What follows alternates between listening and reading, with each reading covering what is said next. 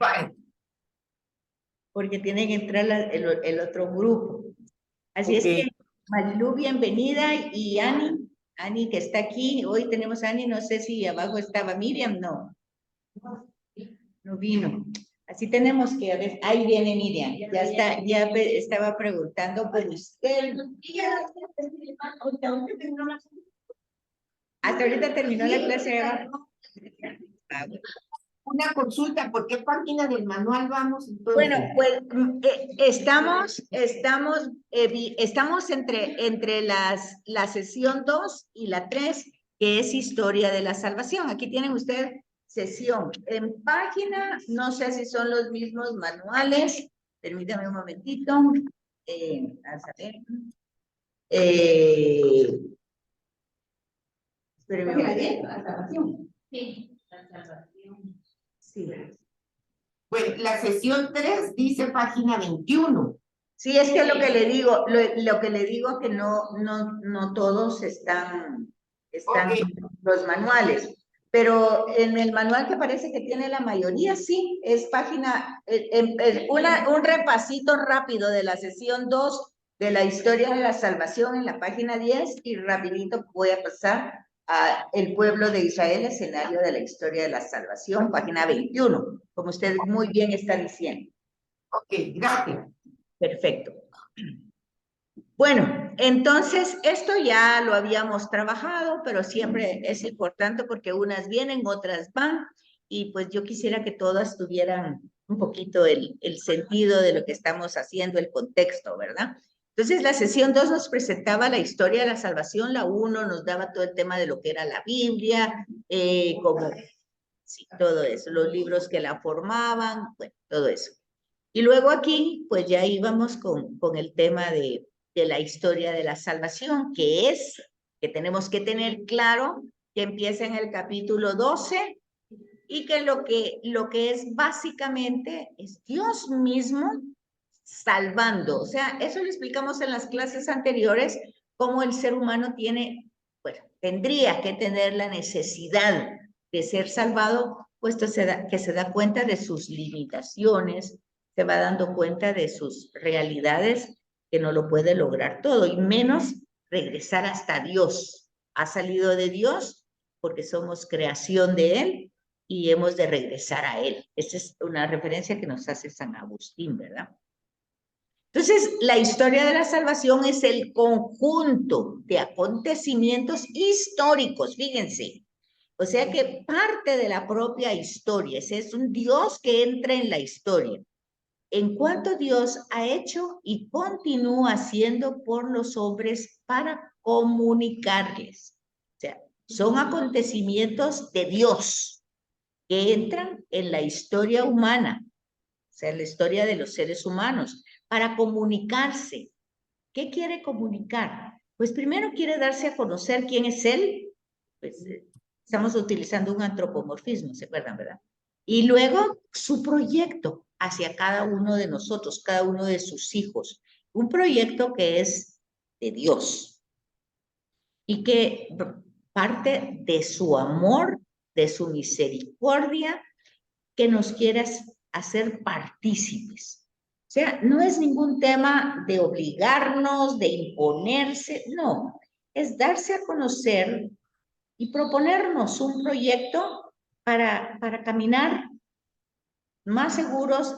Es como hoy decir, es el Waze, pues, es para poder regresar a él sin tanto problema. Así como lo simplificaríamos, ¿verdad? Entonces, son acontecimientos históricos, o sea, parte de la historia.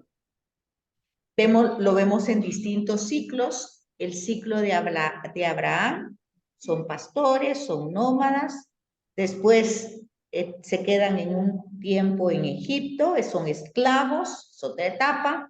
Pero Dios actúa con Abraham, con Isaac y Jacob, luego actúa con los esclavos que están en Egipto. Luego es Moisés, el tema del desierto, luego la entrada a la tierra prometida. Entonces vemos las etapas de la historia, ¿verdad?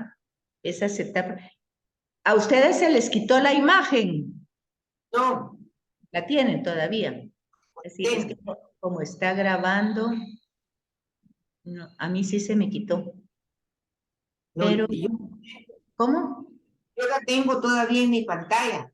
Sí, yo sé. Es que fíjense que tengo pena de tocar un botón porque no quiero irme, pero bueno, vamos a ver qué pasa ahorita.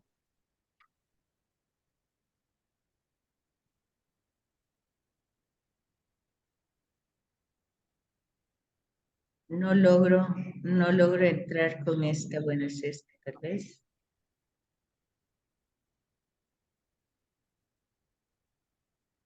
No, fíjese, algo le pasó a mi computadora, se salió. Ustedes sí aquí no la tienen, ¿verdad? No.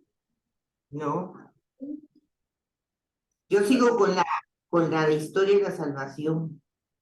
Sí, es que... Sí, espéreme un momentito.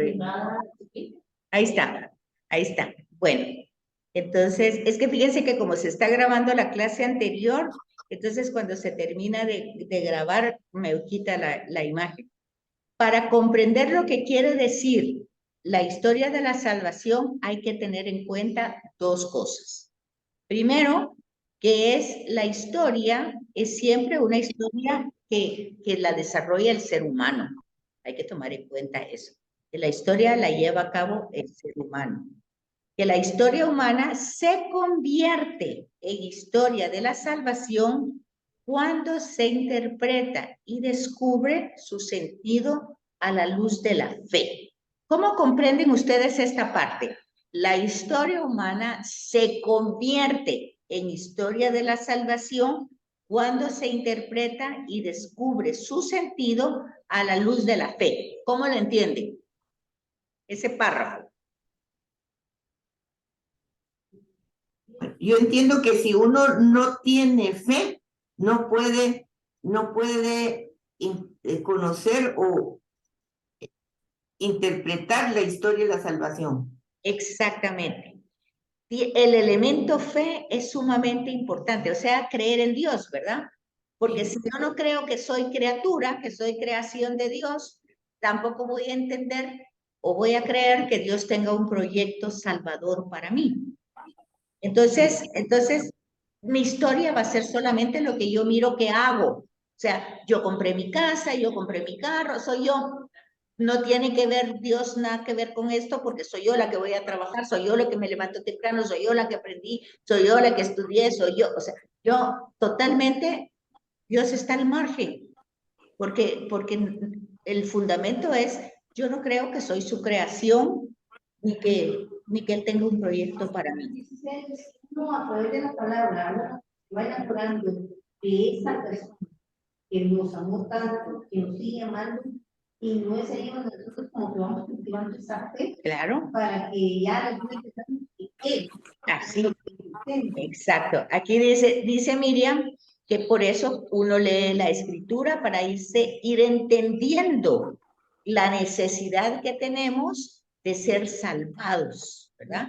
Y entonces nuestra historia se va a ir convirtiendo en historia de la salvación y vamos a ir interpretando los acontecimientos no solo con un protagonismo humano mío, sino que Dios que me ha permitido ir a la universidad, Dios que me da la vida y la salud para trabajar, Dios que me da la fuerza para, o sea, todo está Dios, Dios no está fuera de nada, está en todo.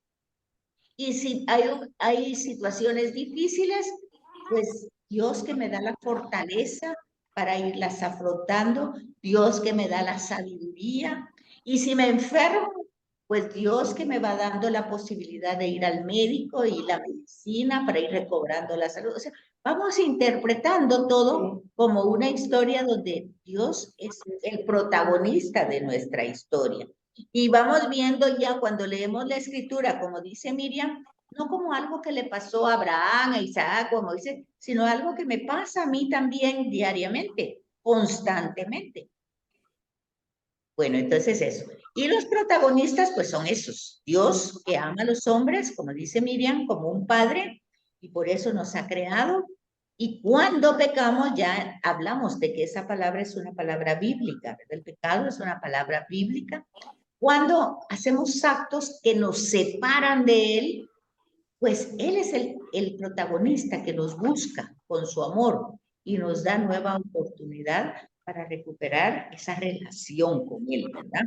Entonces, el protagonista de nuestra historia y de Sagrada Escritura es Dios. Y la historia de la salvación no se ha terminado, continúa conmigo, continúa con mis hijos, mis nietos y todas las generaciones que yo no voy a conocer, porque todos siguen siendo creados. Y luego los seres humanos, o sea, los hombres, que no corresponden al gran amor de Dios. Bueno, ese es el problema, ¿verdad? Ese es el problema. Al no ser conscientes del protagonismo de Dios en nuestra historia, pues entonces tampoco somos conscientes de su amor por nosotros. No lo conocemos. Claro, porque pues, imagínense que la gente dice a algunos jóvenes, es que yo no pedí venir a la vida. O sea, en lugar de pensar que la vida es un don, yo entiendo que claro que es muy difícil, porque las circunstancias muchas veces son muy dolorosas. Imagínense ustedes en lugares de guerra y niños que están naciendo con esas circunstancias, niños pequeños. Imagínense ahorita el escenario de Ucrania, pues niños que van saliendo, o imagínense ustedes, sin ir tan lejos, Centroamérica, gente que migra a otro lugar y son niños y bueno, tanta historia. Es muy difícil, entonces no se puede ver como el amor de Dios hace tanto dolor y tanto sufrimiento. No se puede ver el amor de Dios. Es muy difícil ver el amor de Dios en realidades tan duras. O imagínense ustedes el hambre. Yo pienso que el hambre es algo terrible de pensar, porque uno dice, ay, me muero del hambre, pero ya voy a llegar a mi casa. Yo sé que voy a llegar a mi casa y aunque sea una tortilla, ahí hay algo que me puedo comer y el hambre va a ser mitigada. Pero la persona o el niño que se está muriendo del hambre, de verdad, literalmente, y que no hay esa posibilidad, no hay nada, no hay ni una tortilla, ni nada. Eso es terrible.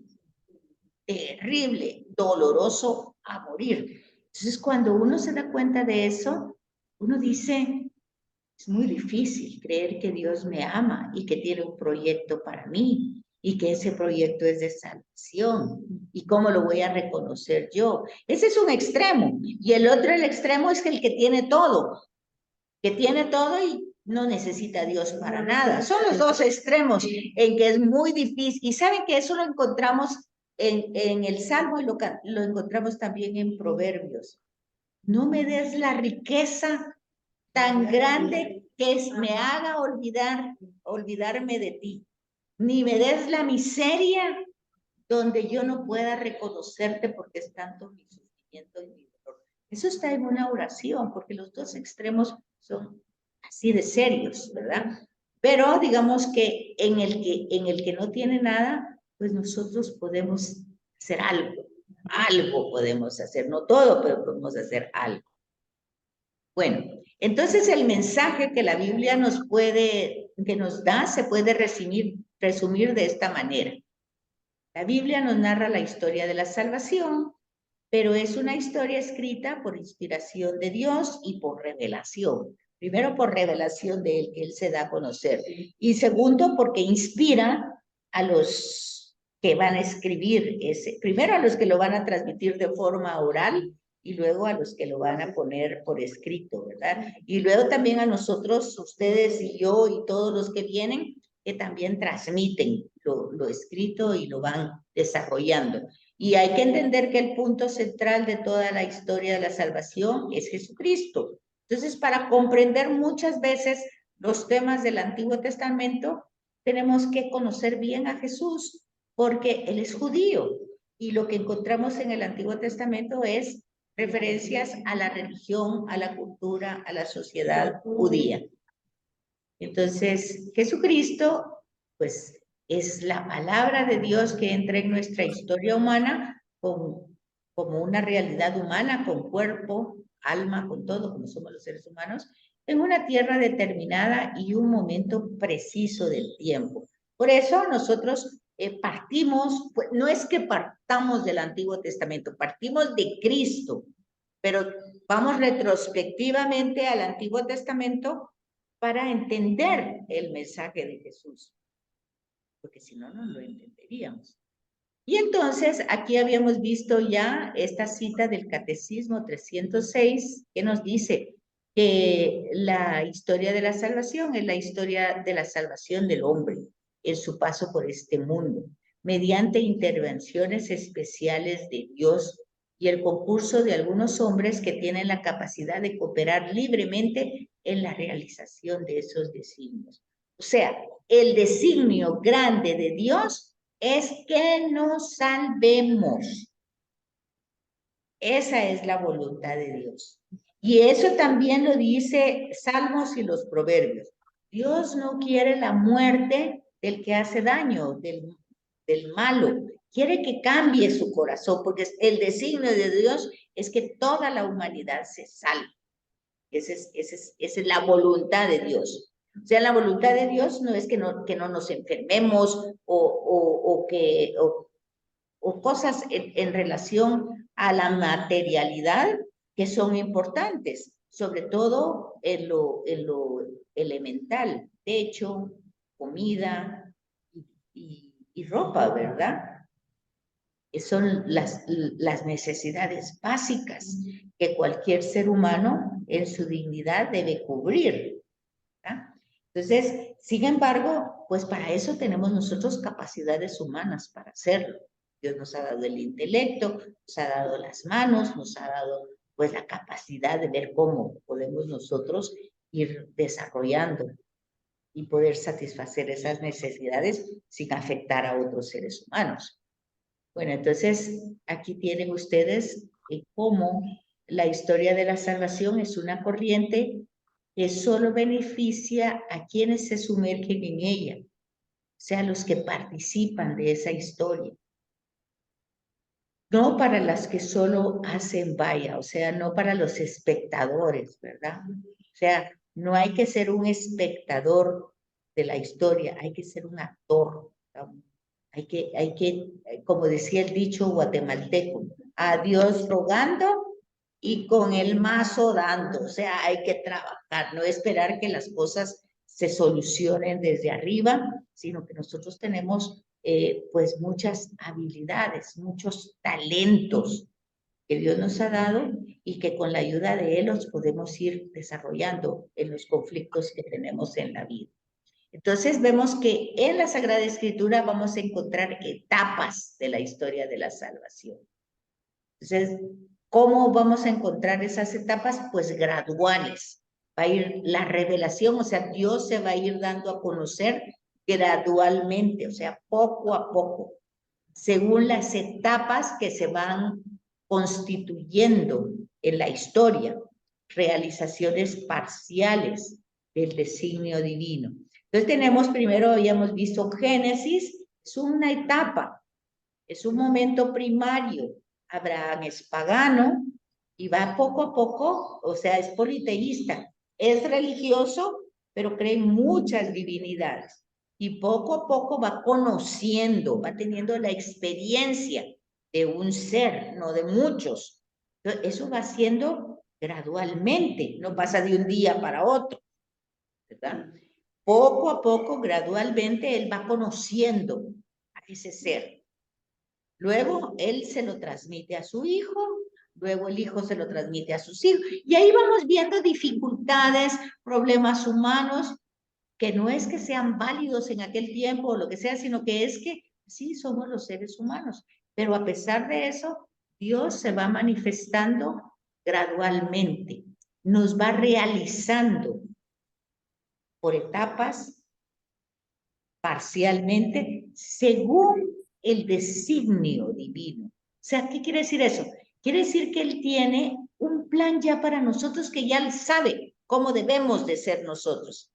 Pero nosotros tenemos que ir trabajando para que ese proyecto, ese designio de Dios que Él ha tenido de cada uno de nosotros desde la eternidad, con nuestro esfuerzo, con nuestro trabajo, se vaya realizando. Es como cuando uno empieza a conocer las cosas de Dios, no mucho quiere entrar a ella, ¿verdad? Por muchas cuestiones personales. Pero es así como Dios nos va manejando, ¿verdad? Nos va tejiendo. Yo siempre he dicho, Dios tira la lana, en la punta de la lana, y ahí es donde se empieza, como el royal. Entonces, Dios tiene la lana, tiene las agujas, tiene las manos. Dios, eso es lo bonito.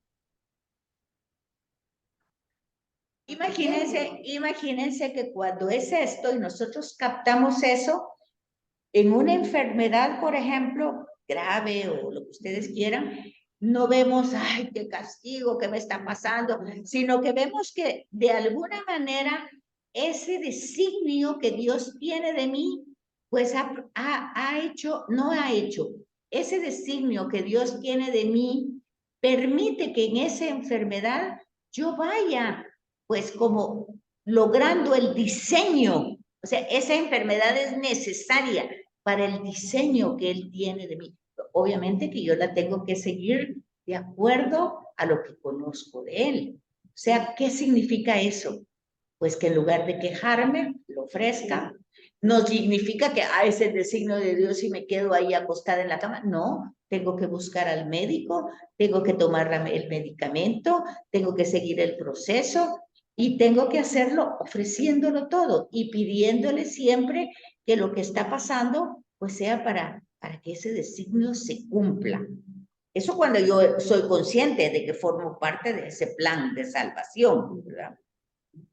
Entonces, todo se va tomando con un sentido de confianza, no de castigo, porque no voy viendo ni que Dios me está probando, ni que Dios me está castigando, sino que simplemente este designio de Dios para mi salvación es necesario, pero para que ese tenga los efectos adecuados al designio de Dios, pues yo lo tengo que ofrecer a Él y decir, bueno, Señor, estoy enferma, me duele mucho, estoy muy grave, pero tú sabrás cuál es tu designio. Ayúdame para que yo también vaya conociéndolo y vaya desarrollando pues lo que tú quieres. Voy a ir al médico, ayuda al médico que me pueda diagnosticar, el médico me dio estas medicinas, pues que ayúdame para que estas medicinas sean útiles. Entonces, fíjense que todos los momentos de la vida se van volviendo oración.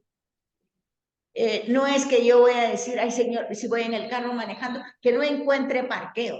Se trata de que Dios, no. Es decir, todo, hay mucho tráfico, entonces yo me tengo que levantar más temprano. No es que me levanté tarde y Señor, que no haya tráfico. No, va a haber tráfico porque el tráfico va a ser de todo el tiempo.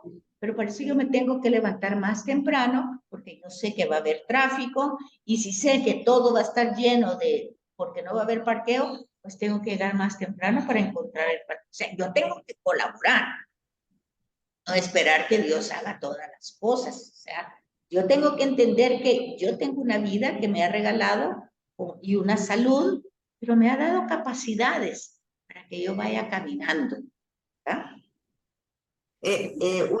Un comentario, a eso le podemos llamar que Dios nos dio libre albedrío. Por supuesto, que Dios nos dio la libertad. El libre albedrío lo tenemos nosotros, que es la posibilidad de decidir. Dios nos ha dado la libertad para hacer el bien. Y el libre albedrío es si usted quiere hacer el bien o no lo quiere hacer. Pero ahí, como decía en la clase anterior, Dios no nos puede castigar si no lo hacemos, porque si ya nos dio el regalo de la libertad, pues entonces, si hacemos un mal uso de la libertad, ¿qué es lo que va a pasar? Vamos a tener consecuencias, pero normales, no como castigos de Dios. O sea, ¿qué hago yo si yo puedo estar casada solo con una persona, pero me quiero casar con 3? Y no tengo ni dinero, ni... Voy a tener muchos problemas con todos lados. Son las consecuencias del mal uso de mi libertad, de no entender los límites, ¿verdad? Son consecuencias. Yo quiero llegar al trabajo rápido, pero salí tarde, voy, y luego en lugar de llegar al trabajo, llego al hospital porque tuve un accidente. Yo hice mal uso de mi libertad. No es que Dios quería que yo me accidentara. O sea, hay cosas que que yo tengo que tener el sentido de que no son castigos. No puedo decir luego en el lenguaje hablado, no puedo decir, ay, es que Dios me castigó porque salí tarde, o Dios, no, simplemente son consecuencias lógicas de lo que estoy. Yo pienso ¿verdad? Entonces es por eso que siempre justificamos que Dios no me quiere, Dios no me ama, Dios no me escucha, o porque a mí yo trato de oro, pero no es solo esto, ¿verdad? De solo orar y ahí nos quedamos. Porque mucha gente dice, yo voy a ver las posadas, yo voy a las procesiones, y entonces cuando van a ¿verdad? Porque a mí, yo te lo quiero, te creo allá, pero yo no lo necesito. Bueno, cuando hablamos así es que no lo conocemos, no lo conocemos y entonces le estamos exigiendo cosas que no pasan, que no hace Dios, porque Dios, bueno, ahí tenemos que entrar en un proceso de formación, ¿verdad? Si lo vamos a utilizar. Bueno, entonces el plan de revelación se realiza por las obras y palabras que están intrínsecamente, es que están muy juntas, ligadas. Las obras que Dios realiza en la historia de la salvación manifiestan y confirman la enseñanza. La doctrina es enseñanza. Y las realidades que las palabras significan. O sea, hay palabras que se dicen que van totalmente ligadas a las acciones y a las enseñanzas. Y las palabras proclaman las obras y explican su misterio. Es decir, si yo no conozco, yo no puedo pues hacer mayores referencias y estoy hablando de Dios de una manera pues muy confusa, muy contradictoria. Por ejemplo, si yo digo, si Dios me ama, ¿qué puedo decir? ¿Por qué me enfermé? No, es que Dios te ama, pero igual te vas a enfermar porque eso forma parte de la vida, de la humanidad. Si Dios me ama, ¿por qué me sale todo mal? No, eso no, hay que ver por qué te sale todo mal, pero no necesariamente por la falta de amor de Dios. A ver, ¿qué hiciste que te salió mal?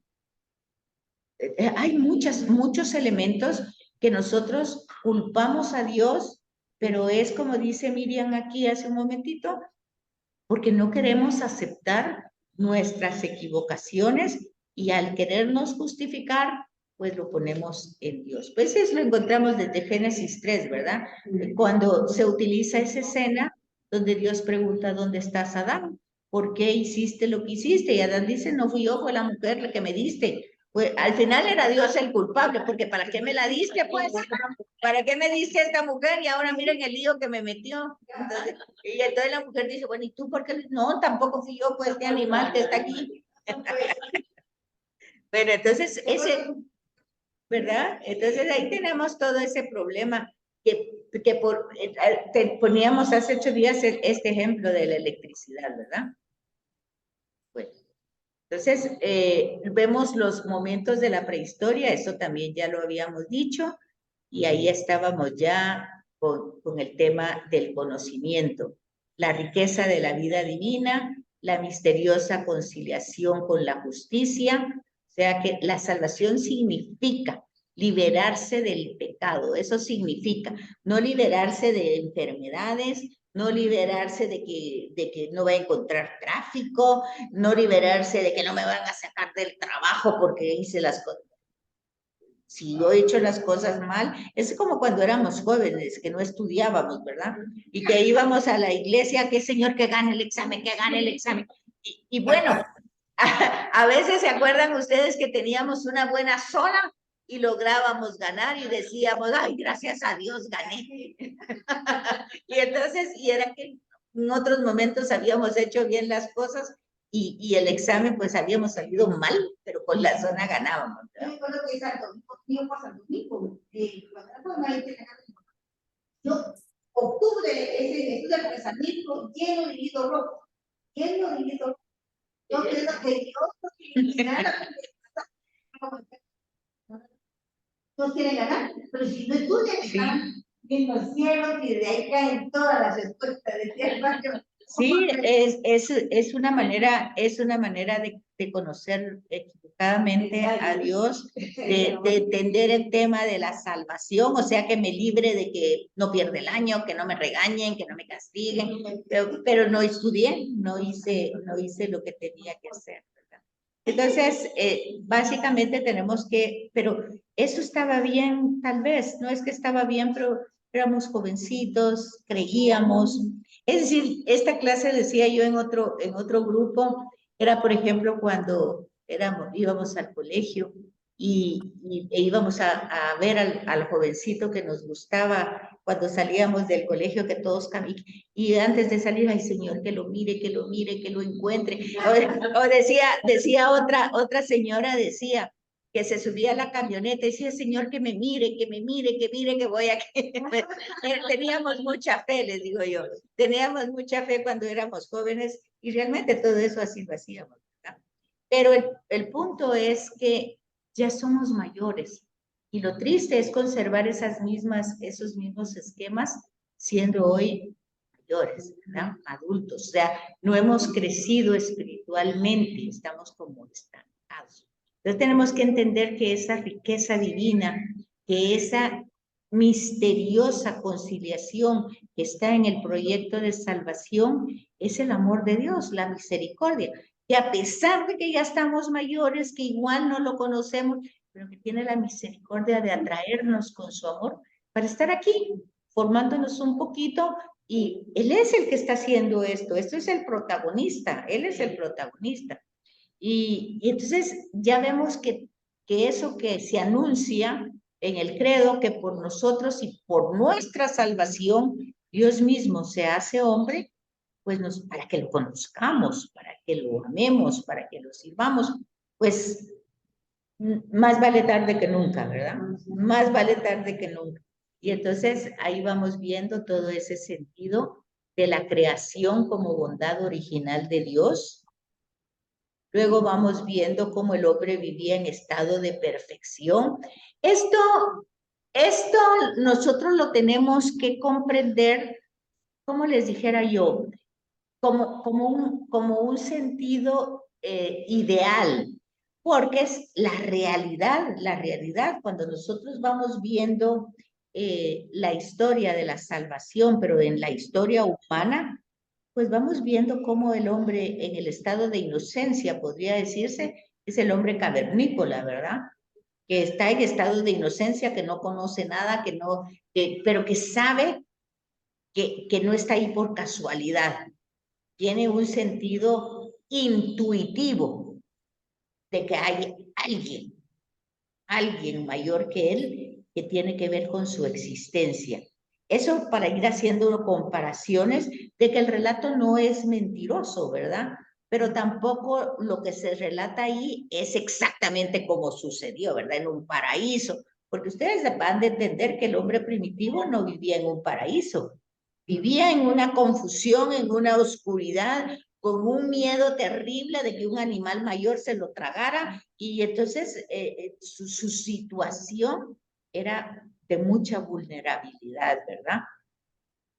Pero dentro de ese sentido, pues vivía entendiendo, intuyendo que había una realidad diferente, mayor, a la que quiso siempre entrar en relación.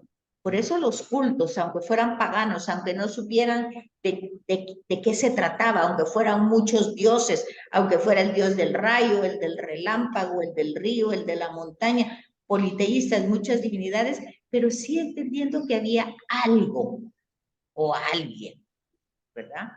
Entonces, aquí en ese sentido era un estado de perfección e inocencia original, que ya no la tenemos hoy, porque hoy ese algo o ese alguien cada vez le vamos dando menos valor, porque nos hemos dado más valor a nosotros mismos.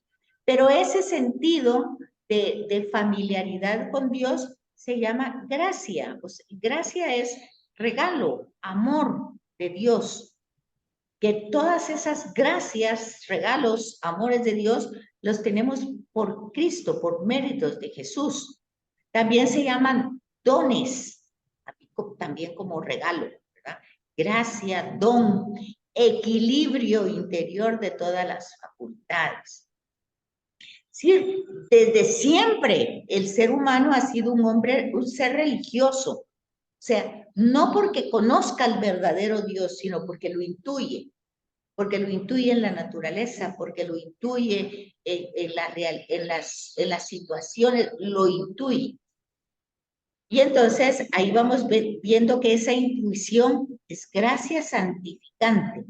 Gracia santificante quiere decir que conforme usted va pasando en las distintas etapas, ya no del hombre primitivo, sino ya del hombre pensante, y así todos los procesos que va teniendo el ser humano, pues va teniendo mayor claridad de quién es Dios. Y va a ir entendiendo los dones que le va dando, la vida como un don que tiene que proteger, la prole, o sea, la familia como un don que tiene que cuidar. Y eso va creando un equilibrio interior de todas sus facultades. Sin embargo, también vamos dando cuenta que conforme va a ir descubriendo cosas y va a ir, eso está en la escritura. En el capítulo 5, después de que Caín mata a Abel, claro que lo está poniendo con narraciones que nosotros no las debemos entender literalmente, pero tenemos que irlas comparando con nuestra realidad y nos damos cuenta que es verdad. O sea, en el grado de inocencia del ser humano, pues se preocupaba por su vida y ofrecía a Dios al ser lo que podía, ¿verdad? Pero conforme fue tomando conciencia ¿de qué? De lo que iba descubriendo, de lo que iba encontrando, de lo que iba alcanzando. Por ejemplo, el fuego, por ejemplo, las lanzas punzantes. Conforme fue siendo consciente de cada situación, pues siendo, aquí dice, el hombre creado, libre, autónomo, capaz de hacer una elección responsable, hablábamos de la libertad, pero se fue dando cuenta que él podía ser autónomo. ¿Qué significa eso? Independiente. El texto bíblico dice querer ser como Dios, querer ser independiente de Dios, autónomo. Y entonces el estado de justicia y de perfección original en el hombre creado a imagen de Dios no excluía que fuera desde el principio sometido a su creador. No era que tenía que estar a la fuerza. Era como cuando alguien lo quiere a uno, pues uno está a gusto con esa persona, ¿verdad? No es que está a la fuerza, está a gusto. Es más, aunque haga uno un esfuerzo, por ejemplo, si estés enfermo, alguien que lo ama a uno y que uno ama a uno, dice, ay Dios, hoy no tengo ganas, pero es que quiero tanto a esa persona, me quiere tanto, que voy a hacer un esfuerzo, pero ese un esfuerzo no es un sometimiento, es algo que surge de la propia voluntad para agradar a la otra persona, y cuando yo estoy con esa otra persona, pues yo también estoy feliz, no estoy así como que con cara de limón, ¿verdad? Sino que estoy feliz. No estoy así. O sea que no, el sentido no de la creación y de Dios no es que estemos sometidos a la fuerza, sino que simplemente, pues como los demás seres, reconociendo esa relación. Pero ya hablábamos que el ser humano, hombre y mujer, desconfiaron. Fíjense que ese es el tema de la serpiente. Digamos, que ya saben ustedes que las serpientes no hablan, ni hoy ni nunca, ¿verdad? Pero es una escena, por eso estoy poniendo yo la escena que va poniendo el escritor bíblico para que nosotros captemos de dónde surge verdaderamente la desconfianza. Porque Dios sabe que si coméis de este fruto, moriréis. Dios sabe. O sea, Dios sabe que esto es algo bueno, por eso se los prohibió. Fíjense cómo va la sospecha. Terriblemente el tema de la sospecha hasta el día de hoy. Más adelante en la escritura tenemos cuando están en el desierto que la gente ya vio que Dios actuó por ellos. Los sacó con brazo fuerte de Egipto. Pero luego, cuando están en el desierto, dicen, la sospecha, ¿está Dios o no está aquí? ¿Nos sacó para matarnos aquí en el desierto? ¿O qué pasa? Pero es lo mismo con nosotros. Bueno, ¿Dios me oye o no me oye? ¿Existe o no existe? ¿Está o no? Si me está, ¿por qué me está pasando esto? Pues es lo mismo, es que des en cuenta que son los mismos patrones. Y entonces esa desconfianza, esa sospecha que tenemos, ¿será que Dios me oye? ¿Será que Dios existe? Porque lo que estoy viendo parece que no parece como que sí existiera. Entonces se va perdiendo la capacidad de ser feliz. Y es que justamente el alejarse de Dios, o sea, el pecado que nos aleja de Dios, es que cuando nosotros vivimos lo cotidiano de una enfermedad, de una situación difícil, por causa del pecado, lo vemos como un castigo. ¿Sí me captan lo que les digo? O sea, el pecado hace que lo veamos como un castigo. ¿Qué quiere decir? Quiere decir, como yo hice esto, se enojó y me está castigando. O como yo hice esto, está bravo y me está castigando. Se está vengando de lo. O sea, todas esas palabras que usamos tienen que ver con el hecho de que nosotros sabemos que nos hemos alejado. En cambio, cuando nosotros estamos con una relación, y eso no significa que no hemos pecado, sino que hemos fallado y buscamos el recurso para reconciliarnos, que dentro del cristianismo es la confesión, ¿verdad? Nosotros sabemos que fallamos y buscamos la manera de reconciliarnos. O vamos a una Eucaristía y confesamos que somos pecadores y que pecamos mucho. No estamos ahí porque estamos santos, pero vamos buscando la manera de mantener la amistad, la relación. No es que negamos el hecho de que pequemos, sino que dentro de nuestro mismo pecado buscamos el acercamiento. Pero eso también es un don, es una gracia, es un regalo que Dios nos da. Entonces, en ese momento es cuando nosotros realmente estamos ahí, como cuando llegamos con una amiga y decimos, mira, yo sé que no debe haber venido porque estás enojada conmigo, porque no te he llamado en un año. Pero mira, pues aquí estoy, perdóname, yo te quiero mucho, de verdad.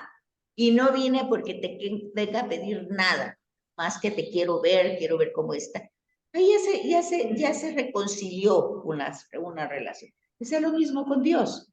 O sea, yo puedo fallar mucho, pero por favor ayúdame. Yo vengo contigo porque tú me creaste, tú me puedes ayudar. Yo sé que esa es una debilidad mía, pero yo sé que me puedes ayudar. Eso es el hijo pródigo que regresa a su casa sabiendo que, Padre, he pecado mucho contra el cielo y contra ti y no merezco ser tu hijo, pero aquí estoy, mira, aquí estoy. Y el padre feliz. Ese es el tema, ¿verdad? El tema es que cuando nosotros no estamos con esa relación, ni hemos intentado restablecer la relación a pesar de nuestras faltas, pues siempre vamos a sentir que somos castigados por cualquier cosa que nos pase. Aunque sea el bus que se pasó y yo no lo pude agarrar, ay, Dios me castigó porque me levanté tarde. Ya estamos, ya lo castigó. Pues así lo decimos, por eso lo digo. Por ejemplo, vamos comiendo algo en la calle y de repente vimos a una persona que tenía necesidad. Ay, pero yo no se lo doy, digo yo, porque tengo mucho, y de pronto se me cayó ay, Dios me castigó porque no lo di. O sea, siempre hacemos eso y está mal hecho. Dios no nos castiga, no, eso es terrible que estemos diciendo. Bueno, entonces la libertad del hombre es finita, o sea, es chiquita y falible, o sea, falla. Es finita y falible. O sea, la libertad que tenemos, pues es un regalo que Dios nos da, pero nosotros, por ser seres limitados, no sabemos hacer buen uso de esa libertad. Por eso es finita. O sea, finita no quiere decir hoy fino, ¿verdad? Que sea una cosa fina, sino que es limitada. Finita quiere decir limitada. Y falible quiere decir que falla. Fíjense que les explico esto porque en la universidad yo estaba dando un curso y entonces decía yo, Y es que en la época de Jesús, los gentiles, y muchas veces hablaba yo y utilizaba la palabra gentiles. Y entonces una señorita levanta la mano y me dice, yo no entiendo, licenciada, por qué esas personas, si eran tan gentiles, Jesús no las quería. Entonces, o sea, gentiles era que eran paganos, ¿verdad? Eran paganos, tenían la concepción, pero ella lo entendía como gentiles de muy amables. Pero ¿por qué si eran tan gentiles? No, Jesús no los quería, me dice. Cuando empecé a leer la palabra, empecé por el Antiguo Testamento. Y yo tengo una hermana pues, que sí ya de quitarlos ahí, pues estaba dentro de la relación. Y yo digo, es que yo no sé por qué eso era tan malo. ¿Por qué mataba a todo el mundo? Entonces, te lo leí primero y después al Nuevo Testamento, donde viene el Hijo a testificar toda la ley, no a cambiarla. Él es amor, él dice, pero ¿cómo es eso, verdad? Dice, ya, Ajá. Es que Miriam me está diciendo aquí que ella lee la escritura, pero la empezó leyendo del Antiguo Testamento y claramente había muchas cosas que comprendía equivocadamente. Pero su hermana dice, pues decía, no, mira, no tienes que leerla así, tienes que partir de Jesús y desde Jesús ir viendo la revelación por lo que estamos viendo ahorita. La revelación fue en etapas, en grados. Entonces, cuando vemos la primera etapa donde hay, por ejemplo, Elías, pues después de que demuestra que Dios es uno solo a todos los Baales, ¿qué hace Elías? Le quita la cabeza a 400 Baales, ¿verdad? Los mata. Entonces uno dice que si es el hombre de Dios, ¿y cómo hizo esa matazón?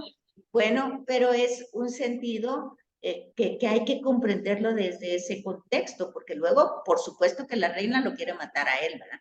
Y entonces él va huyendo y él mismo no entiende cómo si él hizo algo bueno, mató a todos los paganos. ¿Por qué? Muchas veces es lo que pasa. Fíjense ustedes, esa pregunta ha salido muy bonita para que yo les diga esto. En la religión musulmana y judía son monoteístas, pero no está Jesús. Entonces ellos todavía llevan al pie de la letra la revelación que ha dado Dios en el Antiguo Testamento, en la Torá, que es en el judaísmo, y en los musulmanes en el Corán. En ninguno de los dos está Jesús.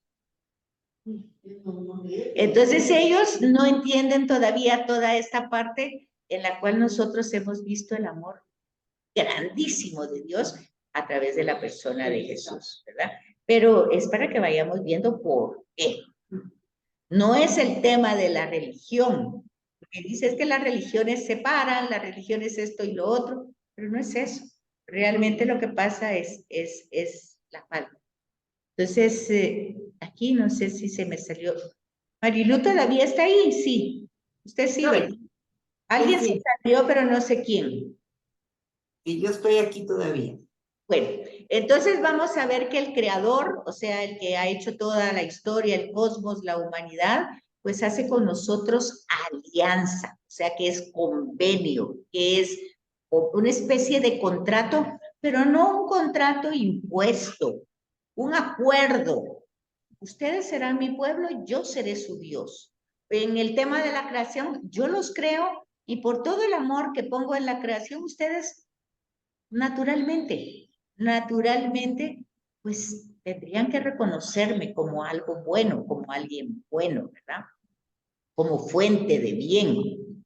Y descubrir que lo que no es tan bueno, no es que sea malo, porque todo forma parte de la creación, pero algo lo desvirtuó, porque el ser humano no es que sea malo, es ambivalente, porque ha sido creado a imagen y semejanza de Dios.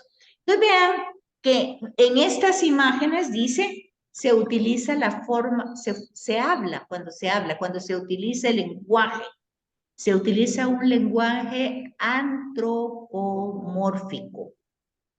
Antropo es hombre, morfo es forma. Entonces, el lenguaje que utiliza Génesis 2, esta parte Génesis 2 y 3, que es la caída, es un lenguaje con formas humanas. Cuando se habla de Dios, pues lo utiliza con formas humanas, o sea, habla de Dios utilizando las formas humanas. Entonces aquí dice que esas imágenes que aparecen aquí en Génesis 2 y en Génesis 3 prácticamente son símbolos, es un lenguaje simbólico para darnos a conocer muchas cosas. Todo tiene una simbología. El árbol del bien y el mal, el árbol de la vida, la serpiente. ¿Saben ustedes? La serpiente en la antigüedad era signo de sabiduría. Muchos imperios, incluso Egipto, los faraones la tenían en su corona, la cobra, ¿verdad? En otras culturas cananeas se le daba culto a la serpiente como signo de fertilidad. Entonces, aquí está claro que cuando el pueblo judío entra a Canaán, ve este tipo de cultos de la tierra, para que la tierra sea fértil, para que entonces hay grandes orgías en Canaán que se hacían en la naturaleza abajo de los terebintos. Eso está narrado más adelante en el Éxodo y sobre todo en Josué, en la entrada de la tierra prometida. Y obviamente como ven tanta fertilidad, porque acuérdense ustedes que era una tierra que emanaba miel y leche, ¿verdad? Era una tierra rica. Ellos consideraban que era por los cultos que se le daban a esa divinidad, que era la serpiente. Y entonces aquí se utiliza pues este animal creado por Dios, que no es que sea malo, sino que el ser humano le ha dado esa característica, digamos, o ese atributo. Y entonces aquí se pone que pues es por este ser que entra el mal en el mundo. Pero eso, tanto las imágenes antropomórficas como el panteísmo es cuando nosotros le damos culto a las cosas como que si fueran Dios. Por ejemplo, una montaña, como que es Dios, un río, como que es Dios. Eso todavía existe. Hay montañas sagradas, hay ríos sagrados, ¿o no? ¿Sí? En otras culturas, ¿verdad? Hay animales sagrados. ¿Ven ustedes por qué la gente tiene elefantes en su casa con su moco así para arriba, ¿verdad? Porque es sagrado en algunos países orientales. Y también tenemos al toro. Hay muchos animales. Entonces, todos estos símbolos están aquí. Y entonces lo único, y utiliza formas humanas para hablar de Dios. Y entonces lo que nosotros vamos viendo es que el ser humano en su libertad, teniendo conciencia que es criatura, pues debe depender y debe de darle reconocimiento al Creador. Y obviamente estar sujeto a sus designios, a su voluntad, pero no en cuanto a esclavos, en cuanto a sometimiento, sino como una cosa de sentido común, de alguien que me ha dado tanto bien, pues yo le reconozco y le retribuyo, como dice el dicho, amor con amor se paga, ¿verdad? No por obligación, no porque me tenga que poner una norma. Pero como hablábamos anteriormente, las circunstancias, porque decía, la historia humana la hace el ser humano, y el ser humano al querer poseer todos los bienes de la tierra, al querer dominar, pues va distorsionando toda esta historia. Y entonces resulta que se van creando leyes, normas, que van poniendo todas las cosas complicadas. Y entonces, tras la caída, o sea, tras el acto no de Adán y Eva, eso ya lo habíamos explicado, que Adán es un genérico que significa humano, Adamá, tierra, Adán es el ser humano, y Eva es madre, madre universal. No es el nombre de una pareja. Entonces, el ser humano sigue siendo igual que el humano de siempre. Poco ha evolucionado en cuanto al conocimiento, ¿verdad? De estas realidades. Pues tras la caída, el hombre no fue abandonado por Dios. O sea, nunca ha sido abandonado de Dios. Pues no responder con amor a todos los actos de amor de Dios, Dios no por eso lo desechó o lo abandonó, sino que al contrario, lo sigue llamando. Hay una parte de cuando Marta, cuando Dios come de fruto prohibido. Pero hay uno que dice que la paga es un árbol de la sabiduría. Por eso dice que no, que lo saca ahí porque se puede comer, ¿no?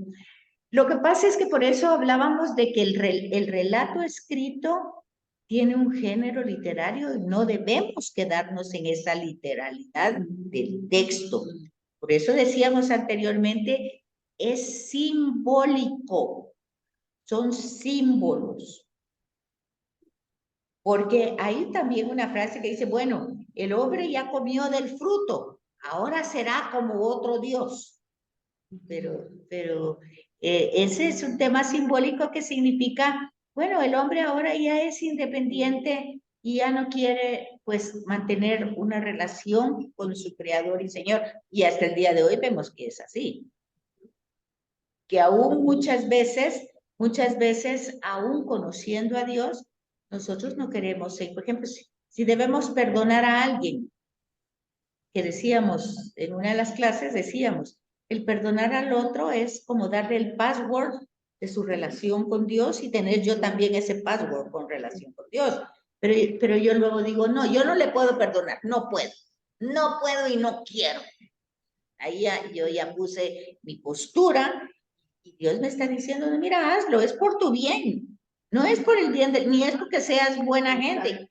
Yo te voy a dar las posibilidades, las fuerzas, pídemelas, y yo te doy todo eso para que puedas perdonar. Pero yo digo, no, ni quiero, ni puedo, no.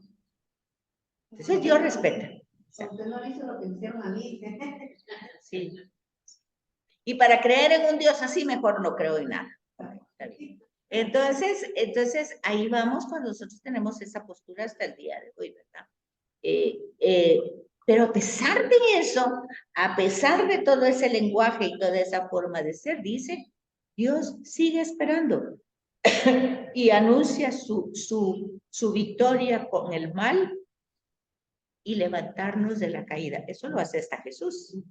No lo hace inmediatamente ahí. Es una promesa que se hace en 3:9 y en 3:15, pero se realiza hasta la persona de Jesús. Ahí lo tenemos. Y por eso esa parte se va a llamar protoevangelio. El anuncio del nuevo Adán que por obediencia se ha entregado, ha dado su vida por nosotros, aún sabiendo que las consecuencias que podía tener, ¿verdad? Pero lo hace como forma de reparación de toda la humanidad y como con sobreabundancia a toda la descendencia. Luego tenemos otra etapa, esa fue la primera etapa. Luego tenemos otra etapa, Noé. Otro tema de salvación. Ya la humanidad estaba cundida del mal y del pecado, estaba a los límites y hay una consecuencia natural de destrucción. Y ahora es una natural, de la naturaleza, ¿verdad? Pero a pesar de eso, ahí tenemos un acto misericordioso de Dios que está puesto con esta barquita, ¿verdad? Con toda la creación, no solo con los seres humanos, porque eso lo dice Pablo más adelante y nosotros lo entendemos. Nuestros actos no solo traen consecuencias personales, también afectan a las realidades que conviven con nosotros, incluyendo a otros seres vivientes y al cosmos. O sea, no somos islas en donde nuestros actos se queden solo con nosotros. Así como dice la gente, es mi vida y yo hago con mi vida lo que yo quiero. Sí, pero lo que esa persona quiere no le va a afectar solo a su vida, va a afectar muchas vidas más y va a afectar al cosmos y va a afectar otras realidades. Por eso aquí vemos el principio de la economía divina, que decíamos, es una palabra como de dinero, ¿verdad? De economía, de riqueza, pero es decir, todas las riquezas que Dios ha hecho con su amor y su misericordia, y ahí tenemos otro acto de salvación. Ya tenemos una primera alianza con el ser humano, otra alianza con Noé. Luego vamos a tener aquí muchas pequeñas alianzas con personas individuales que empiezan en una etapa diferente, como es la del ciclo de Abraham, que es el ciclo patriarcal. Abraham es un patriarca, ¿por qué? Porque su contexto es tribal, o sea, de tribus, es el jefe de una tribu, son nómadas, no tienen tierra, por lo tanto no son agrícolas, es una etapa primitiva de la humanidad, donde todavía no han entrado a la agricultura, porque para entrar a la agricultura hay que ser sedentario, hay que estar en un lugar. Y entonces aquí vemos la experiencia. O sea, Abraham tiene una experiencia con ese ser. No tiene una idea de ese ser, tiene una experiencia.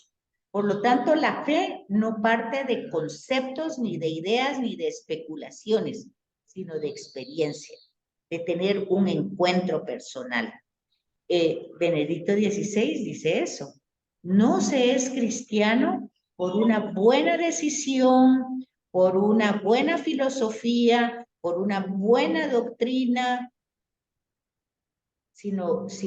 ni por una buena elección. Se es cristiano por el encuentro personal con Cristo. Yo por eso se es cristiano, no porque soy buena gente, porque es una buena decisión, porque voy a ir a la iglesia, no, por el encuentro personal con Cristo. Bueno, pues aquí Abraham tiene ese encuentro con Dios. Y lo que Dios le dice es que se despoje, que se desarraigue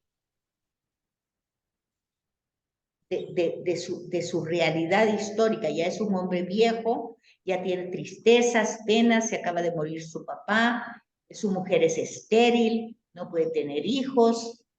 Su mujer, él sí, pero su mujer, la que va a la parte del patriarca, no.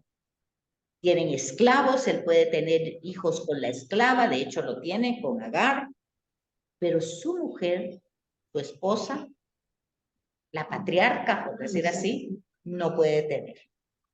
Entonces no tiene descendencia.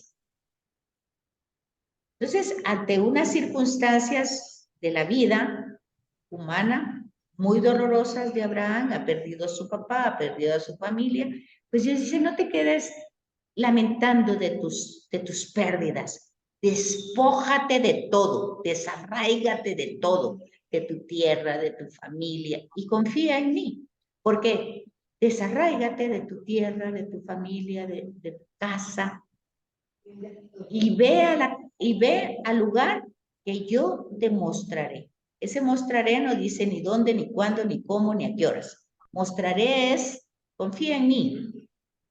A ver cuándo. Bueno. Y si eso haces, pues ya ahí mismo en esos 3 capítulos, está diciendo, serás una bendición, y hay 5 bendiciones.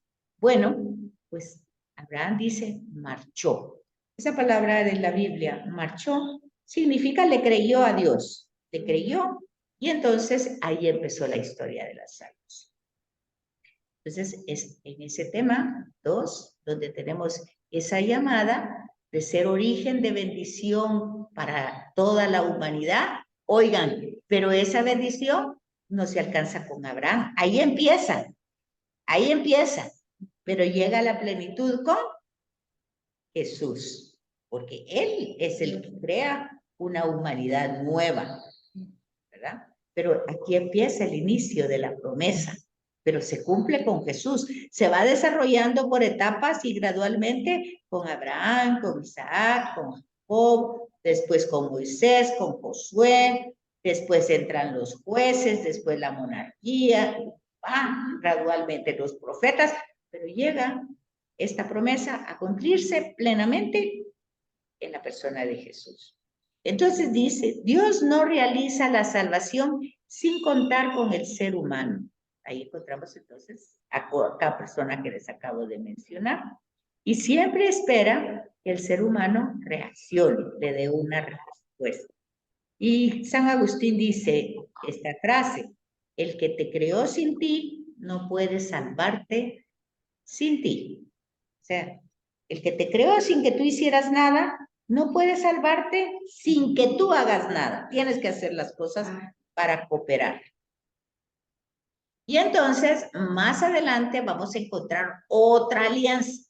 Y es cuando Dios saca al pueblo, que no era pueblo todavía, sino que eran los descendientes de Abraham, Isaac y Jacob, y que se quedaron en Egipto como esclavos después de que pasaron mucho tiempo, pues Dios los saca con mano fuerte de la esclavitud.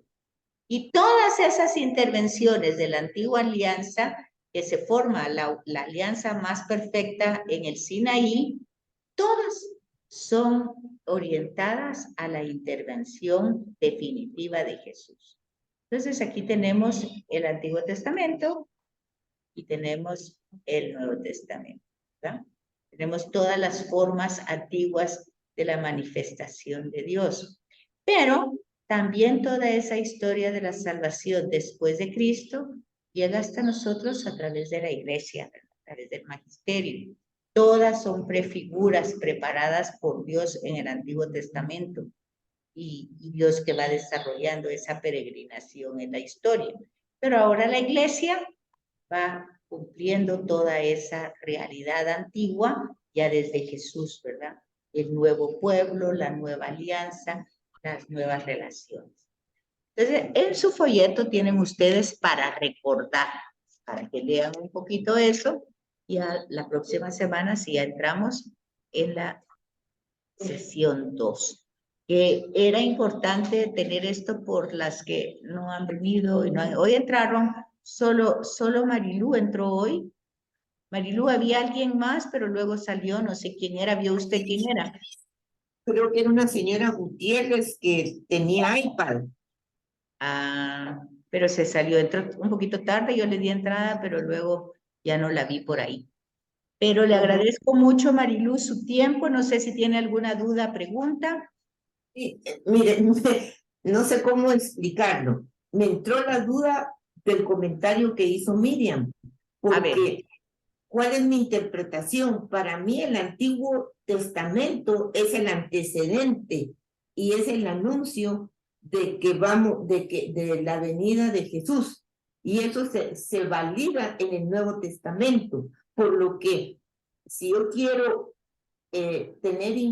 interpretar bien para que aumente mi confianza, mi fe, tendría que empezar por el Antiguo Testamento, ¿sí o no? Bueno, eso dice Miriam que hizo y dice que se confundió mucho. Y yo sí entiendo que se haya confundido mucho porque ustedes van a ir viendo ahorita, Marilú, que hay muchas formas literarias y muchas veces nosotros nos quedamos en esa forma literaria. Como ha sido progresivamente, entonces a veces y acuérdense que fueron tradiciones orales que se escribieron. Entonces van a utilizar un lenguaje, por ejemplo, que Dios, la ira de Dios, por ejemplo, el castigo de Dios, el Dios de los ejércitos que va a pelear por su pueblo, en un contexto donde se entiende eso, pero tenemos que ayudarnos con el comentario de pie de página. Sí lo podemos hacer, sí podemos leer desde la primera página, pero entendiendo, uno, que Génesis 2 no es continuación de Génesis 1.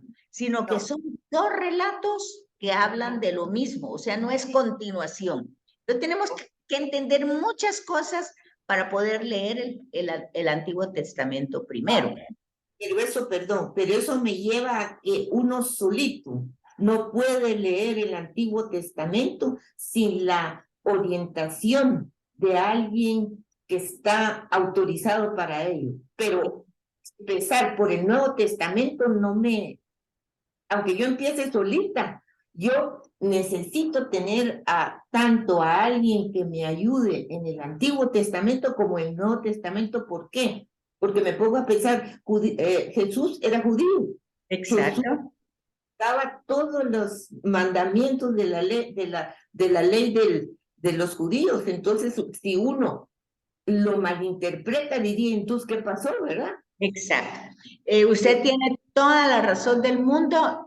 Los grados de dificultad, pues existen, tanto para leerlo el Nuevo Testamento primero y después el Antiguo, como el Antiguo primero y el Nuevo después. Tenemos que tener cierta ayuda, no es como que muchísimo, porque la ayuda, le voy a decir cómo es. Primero, leer la introducción del libro que usted va a leer. Si usted va a leer Génesis, primero lee la introducción. Ahí se ubica.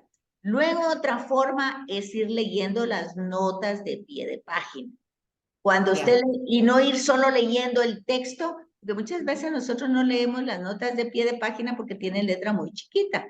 Entonces las dejamos como obvio, porque decir, no, a mí lo que me interesa es el texto. Pues no, porque en las notas de pie de página está el comentario del texto. Entonces usted puede empezar de cualquier lado. Si quiere ser usted, por ejemplo, autodidacta, puede hacerlo, pero puede hacer entendiendo eso, que son muchos libros, que tiene que leer la introducción primero, que tiene que utilizar las notas de pie de página, y entonces usted puede hacerlo. Pero si usted lee del Nuevo Testamento para atrás, pues tiene que ser de la misma forma, leyendo la introducción, leyendo las notas de pie de página, que las notas de pie de página la van a llevar al Antiguo Testamento y la van a llevar a la comprensión del Antiguo Testamento. Y otra cosa, las concordancias. ¿Cuáles son las concordancias? Son las citas que están al margen de su Biblia. No las que están abajo en las notas de pie de página, sino las citas que están al lado, digamos, del texto bíblico. Esas citas se llaman concordancias. Y la concordancia lo que la lleva a decir, este pasaje que está diciendo Jesús aquí está en el Antiguo Testamento en tal lugar. Y quiere decir tal y tal cosa. Entonces usted tiene que ir a la concordancia y tiene que leer después la nota de pie de página de esa concordancia, que muchas veces la va a llevar a otro sitio. Ya me comprende. Es ese hilo que va continuado, esa historia de la salvación, que como no empezó con Jesús, la tiene que mandar retrospectivamente al Antiguo Testamento. ¿Qué es lo que Jesús les dice a los caminantes de Maús?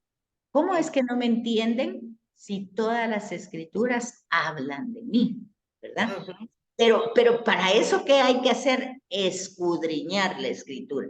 ¿Y qué es escudriñar? Pues es hacer lo que le digo, ver las concordancias, ver las notas de pie de página, ver la introducción de cada texto y entrar en el contexto de cada libro. Es por eso que fíjese que me gusta mucho cómo usted lleva la clase, porque estamos asociando catecismo con Biblia y los momentos especiales a medida que vamos avanzando. Y vamos avanzando muy lento, por eso, y aquí me regañan, porque vuelvo a retroceder, pero es que tengo que entrar en contexto cada vez, pero ya les prometo que la próxima semana entramos a la 2 directamente, porque a la 3 quiero decir, porque ya nos tocaría esa página, la 21. Pero estuvo muy bien el repaso, felicitaciones. Pues a ustedes, muchas gracias a ustedes por su paciencia y por su perseverancia. Ahí la sigo esperando. Ok, feliz fin de semana. Igualmente, cuídense mucho. Pues decía, mira,